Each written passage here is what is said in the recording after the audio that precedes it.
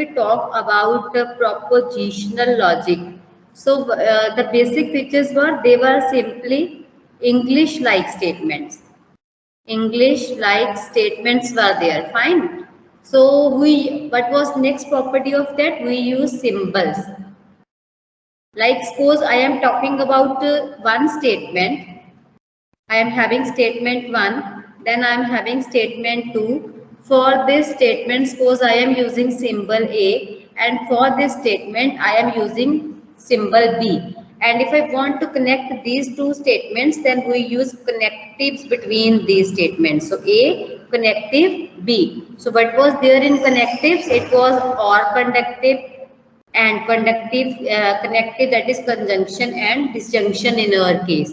Fine. So this was what was there in propositional logic. So these were easy to understand. We simply use logics for them. But at the end, the main problem was what we call a proposition. The major thing was which thing is known as a proposition. So we say any statement that can either be true or false.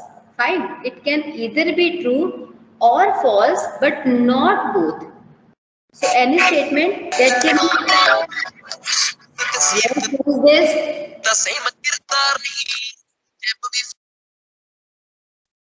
Who was that student? Can anyone tell me who was the guy who was playing music? Otherwise, I am going to mark the whole class absent today.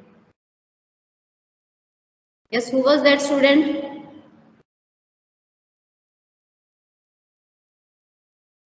Let's wait for my decision for today. What I will take, what type of decision I will take for you guys.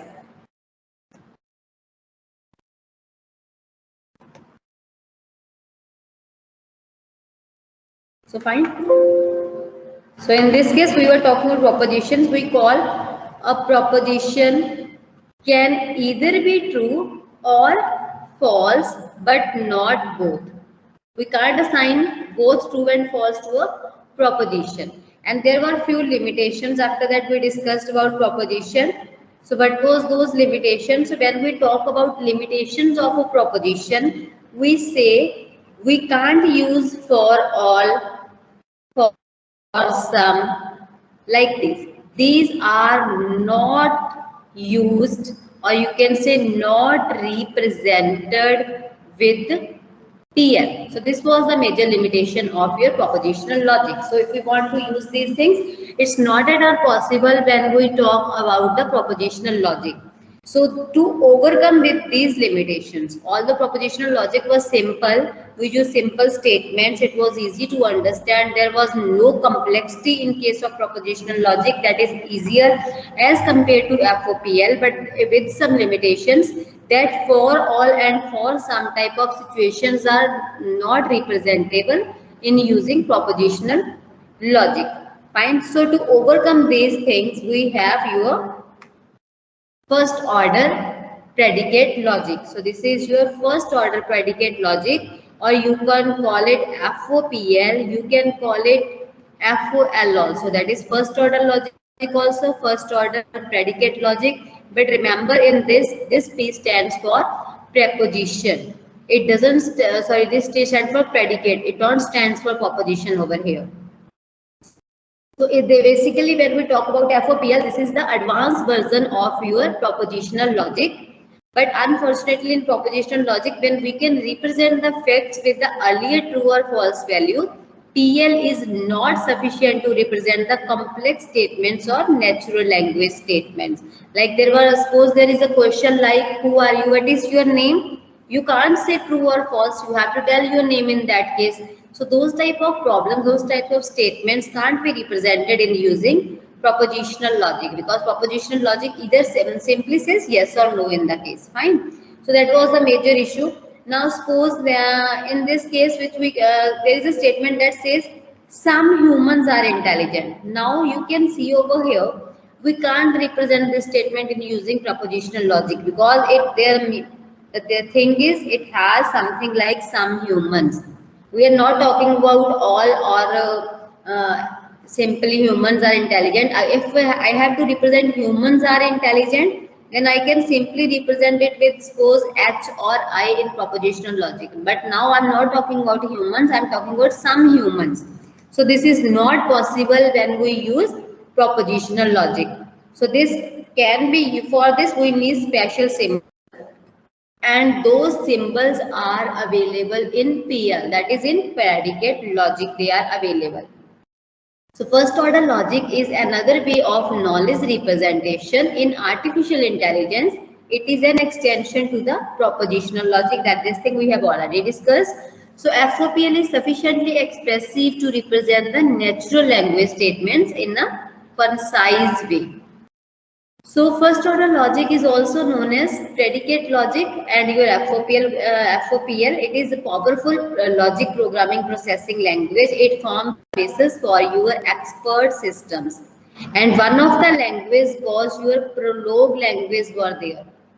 Fine. So in the if we go into the background of expert system, then for this logic processing, symbolic, there was a subject in graduation that was symbolic logic and logic processing, and the practical of that was done with the prologue, and prologue was directly taking these symbols. Prologue take these inputs as symbols as this special connected as symbols and process the logic.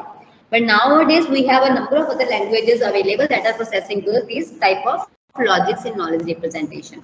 Fine. So all type of relationships can also be represented with these objects. So when we talk about first order logic, it doesn't only assume that the world contains facts like propositional logic, but it also assumes the things like there are objects like A, comma, B, comma, paper, color, bars, theory, stairs, pits, bumps. These all are objects. And when we talk about relationships, so we say the relationship can be unary. Like if I say there is a bird, this bird can fly. So this is a unary relationship, one type of relationship. Fine. So if I talk about there is a relationship between student. Student appears. If I say appears in exam, so this is again unary type of relationship because student related to exams directly. So this is a type of unary relationship. So, but we can have binary relationship, or we can say anary relationships are available. It can be unary, such as red, round, adjacent, or there is anary relationship, such as someone is sister of this, brother of this. Like I say, Sumit is brother of Seema. So this is a relationship between these two objects. So this is binary relationship. So the multiple type of relationships are possible. That is arity is there. Function can be represented like father of, best friend, third inning, and so on. And natural language again uses syntax and semantics in this case. So syntax is basically just like any other programming language. FOPL has syntax that will determine which collection of symbols is a logical expression in first order logic. The basic syntactic elements of first order logic are we write the statements in shorthand notation in FOPL. So here are the basic elements for forming the syntax. So we can say constants are there. These are the constants, like 2 is a constant, UCI which is a constant, these all are constants. And then we talk about predicates. Predicates like brother, these symbols, these all come under the category of predicates. Then we have functions, like there is a square root function, there is left leg of function, there may be functions. Suppose I want to represent someone appear in examination, so appear is a function. Suppose you are taking admission in a university, you will call you have enrolled in some university and enrolled in some course. So in this case, this enroll is again a function. Then we have variables.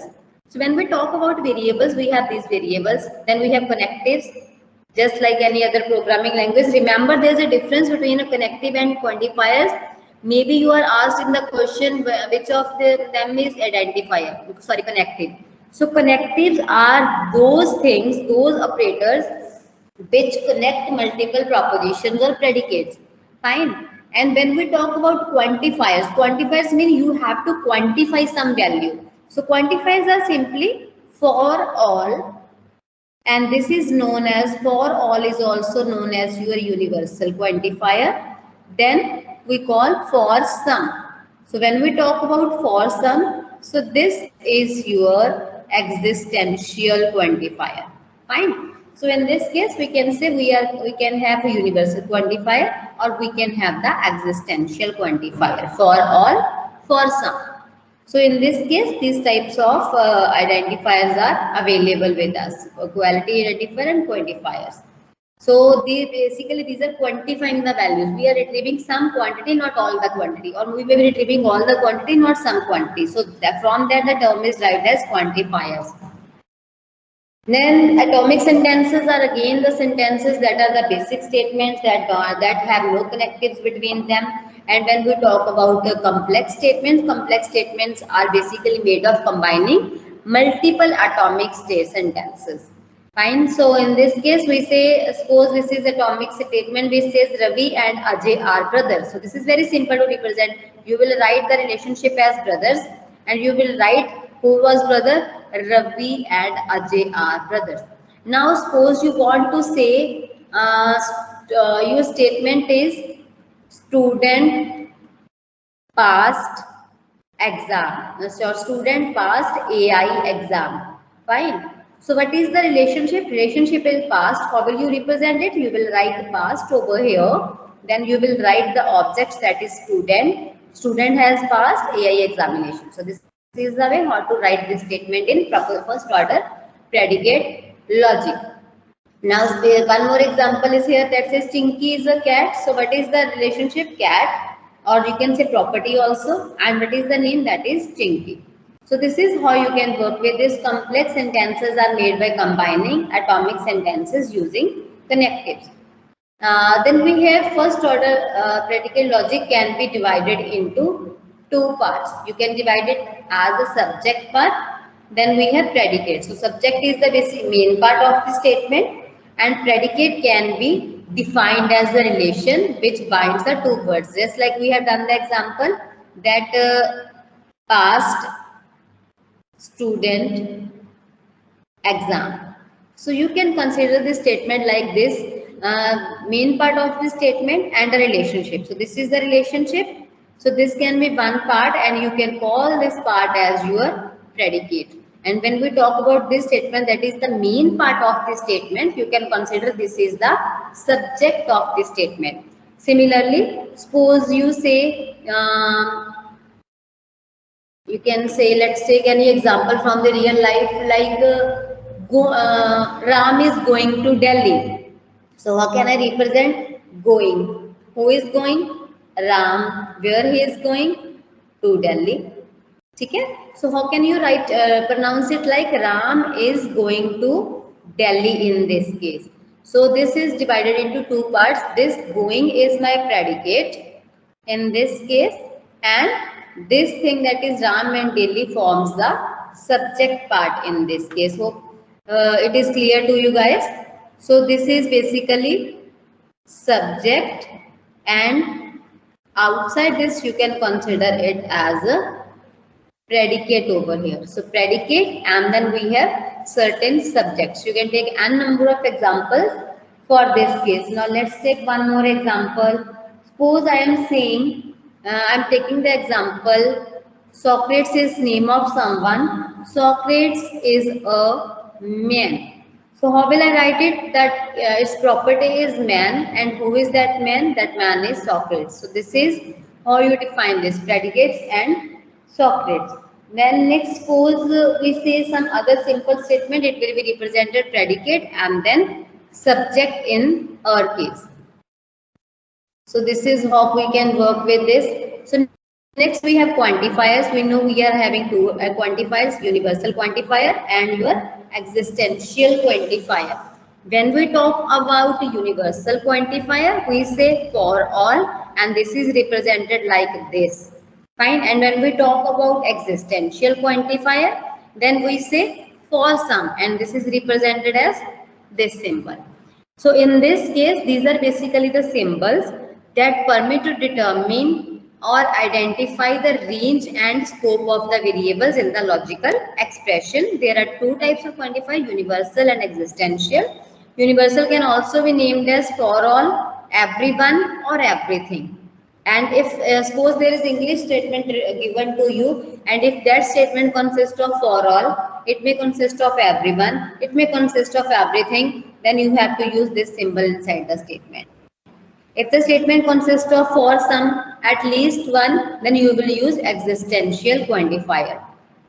So let's proceed further with the universal quantifier. So here you can see this is the property of representation. This is the symbol for this. Then if we write the variable with this, like say for all x, then we will write it like this, for all x. Then for each x, if it comes for each x, then it means again we are representing all, so it will again be represented like this. For every x, it means again we are talking about the whole, then we will write for all x. Then next is all men drink coffee. So this is here what we are talking about. We are talking about all men. Fine. So when we talk about all men, let's divide this statement into two parts. The statement is all men drink coffee. So when we have to work on this statement, so let's work on the first part, that is identify this thing, that is the relationship. In this case is we are talking about they are drinking coffee, so use the drink word.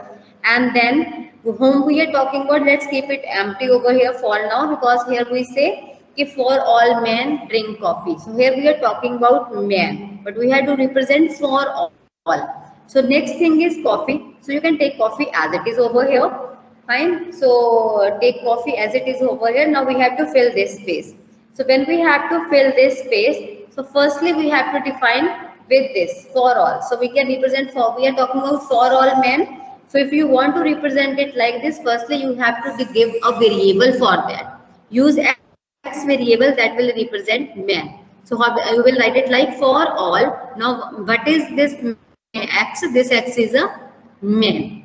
For all x drink coffee. Now this man, we have represented this man with the help of this thing. Here you can see for all x, man x, drink x, coffee. So it is like for all x. Now what is this x? This x stands for man. So x is a man. How can you write this? For all x, x kya hai? What is x over here? X is man in this case. Now what these men are doing? These men are drinking coffee. So the relationship will be drink in this case, then x, and then coffee in this case. So it will be read as there are all x where x is a man who drink coffee. You can also read it this way, where there are all men x and all men x drink coffee. So this is the way how we can work on this. Now next is there exists. Now if in a statement say we say existential quantifier express that the statement within its scope is true for at least one instance. Now we are talking about for at least one instance. If I am saying all students pass AI examination, now it is possible, it may not be possible. But the thing comes over here is, but at least some student will pass AI examination. Now I am true for at least one instance. Now when I am true about at least one instance, I can represent it with the help of there exists symbol. So it is denoted by the logical operator there exists, which resembles as inverted A. Fine. So you need not to write like this only. You can write it like this also. Fine. So at some references you will be able to see this symbol like this only, not exactly the reverse. In that case, this line will go beyond this boundary also. Fine. So this is also correct notation for their existential.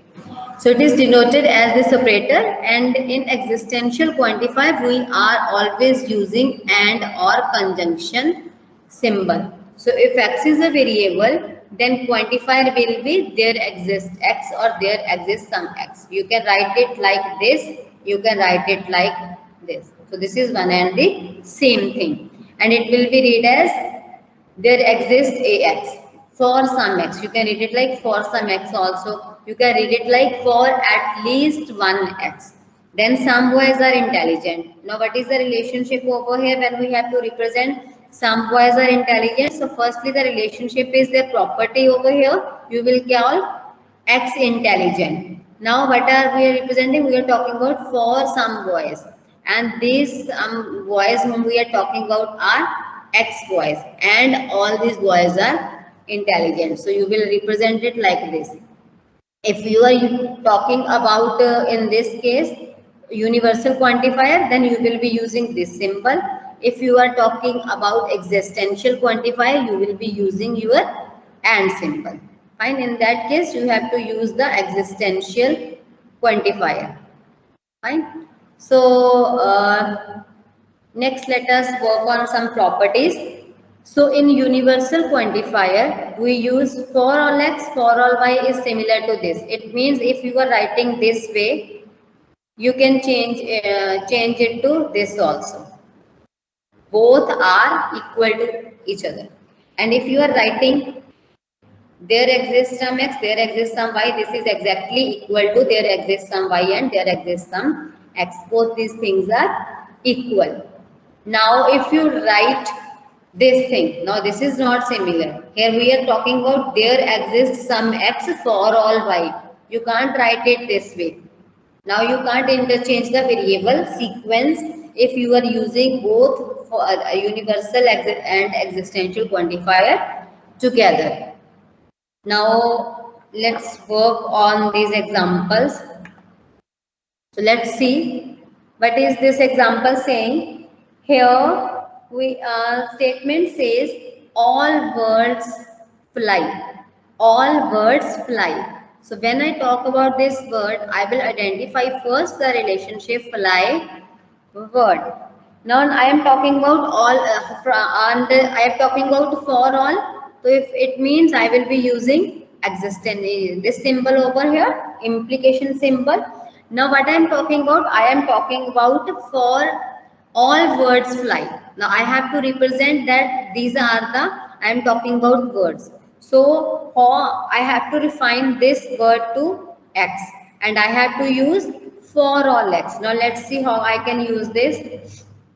So here I will start like this. I will say for all x. Now I have to tell what does this x means. Now what does this x mean? This means word x. Fine. What does this imply? Here I will see fly x. So it is saying for all x, x is a word and x can fly. X flies. No, this means for all x, x are bird and x can fly, means birds can fly. So let's have a look at the solution. So solution is here. We have already solved this. For all x, bird x, fly x. Now let's solve the second example. Try to solve on your notebooks. Hurry up.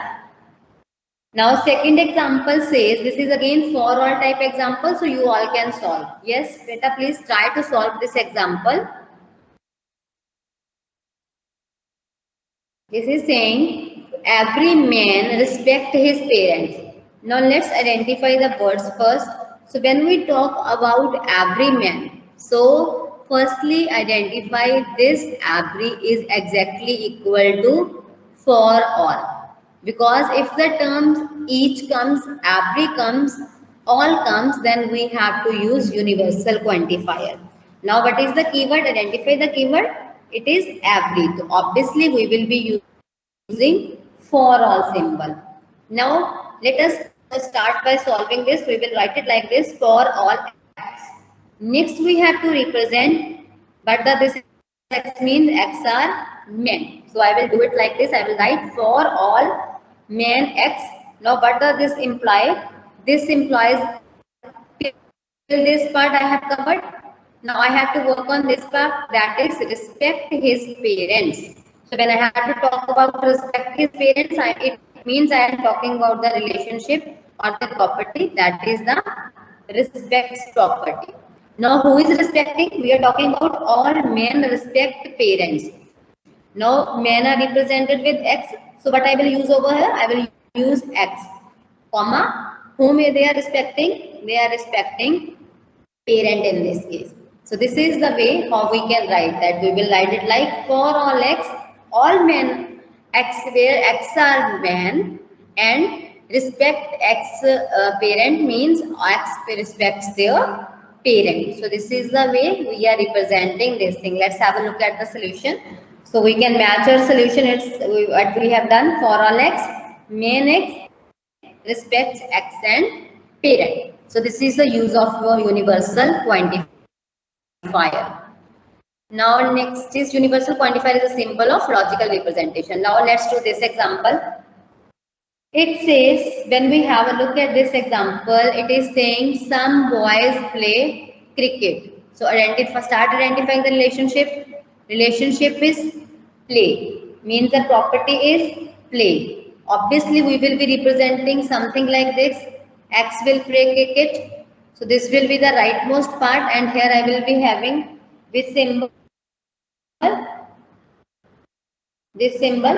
Now we have to check for, we are talking, what does it mean? It means X play cricket. Now who are these X? We have to write who are these X. So when I have to do with who all these X are, it means I am talking about some. And when we talk about some, we have to use their existential quantifier. So what will we do? We have to represent this X. So we will do like this. There exists X. And who these X are? These X are boys. So my solution will become something like this. There exists some X and X are boys. These X are boys, and it is saying they play cricket. Who play cricket? X plays cricket. So this is how I will write the solution for this. Let's have a look at the solution. Here you can see there exists some X, boys X play X cricket. These X play cricket. Fine. So let's move to the next example. This example says, let's solve this. This example says not all students like both mathematics and science. Let's try to solve it over here. Let me write the statement, my statement. It says not all students like both maths and science. So when I have to do this thing, so firstly I have to identify the keywords. If I am talking about not all, so I have to identify two keywords. One keyword is not, another keyword is all. So for not, I have this symbol. You can use either this or this symbol.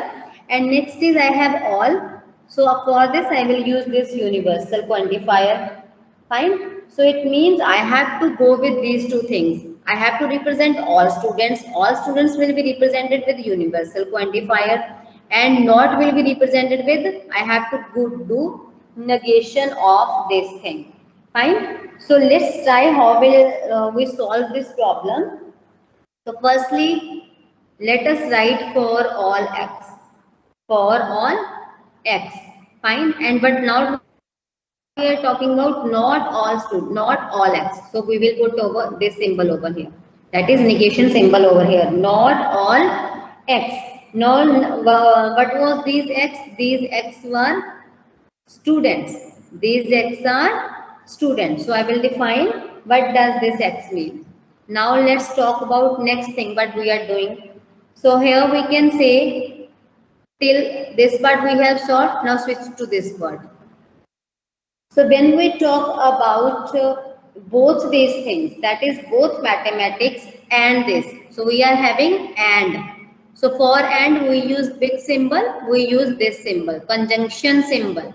So we have to use conjunction symbol between mathematics and X. So how will I write? I will write X maths, fine. And next I have to write X science. Now what does it mean? It means X is related with science and X is related with maths. But how they are related? They are related with likes operator.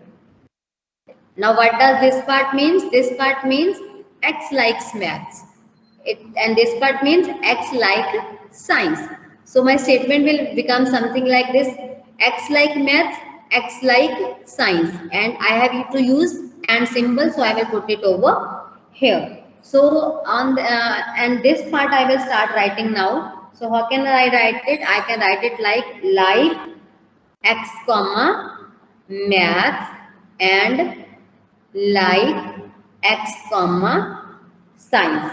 Fine. Now this thing, next thing that we should take care of over here is this for all is being operated on this complete condition. So let's add one more bracket over here.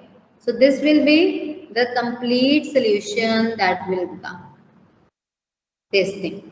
Fine. For all x, there exists for all x where x are students like x comma maths and like x comma science. So let's have a look at the solution. This is a thing that we have solved for all x, student x like mathematics and y likes mathematics. And x likes science. Now let's try to solve one more example. Let me write that problem over here. My problem says only one student failed in mathematics. Means only one student failed in mathematics. Now we are talking about only one. So when we talk about only one, we have to use their existential quantifier. So when I have to use their existential quantifier, this will be operated on this x symbol. Now what is the relationship? Relationship is failed in this case. In which he has failed? He has failed in mathematics. So who has failed? X has failed. So we will do X failed mathematics.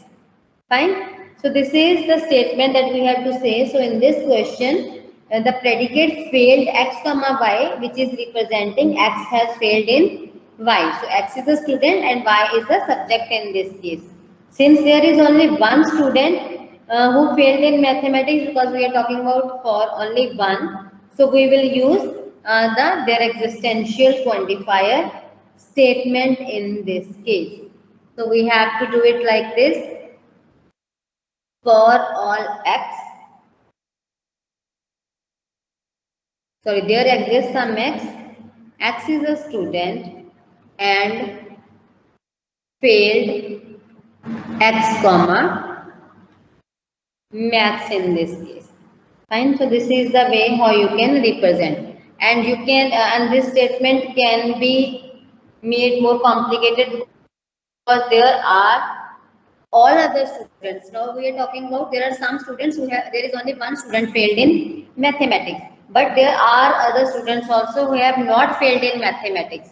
So we have to do that also. So for that we will use conjunction over here, and then we will represent for all y.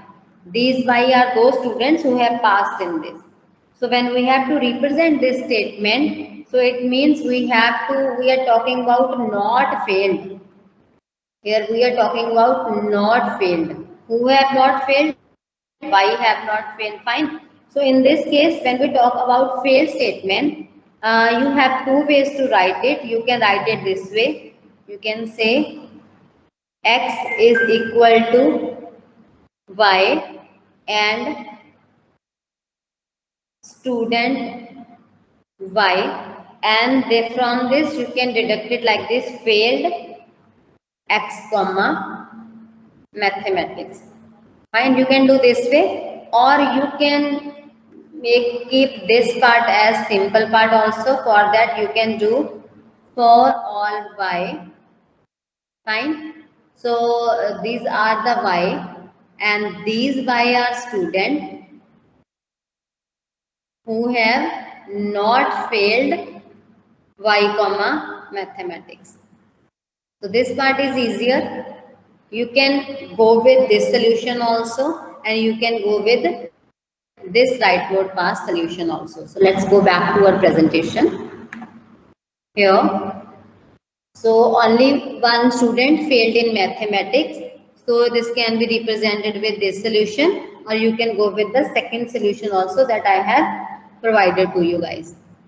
So next we have free and bound variables.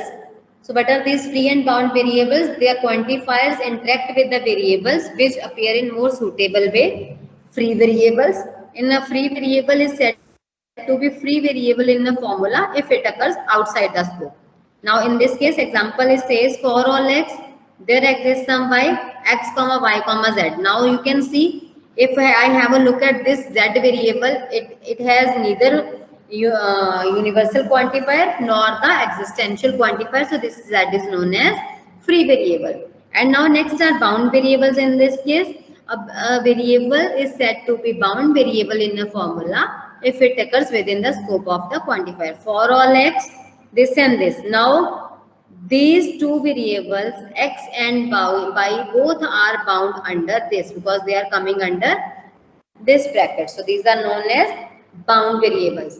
So any doubt till this point? Let me go back to our window and the chat box. I can take your questions right now. Just a minute. Hold for a while. Yes, now you can ask your queries.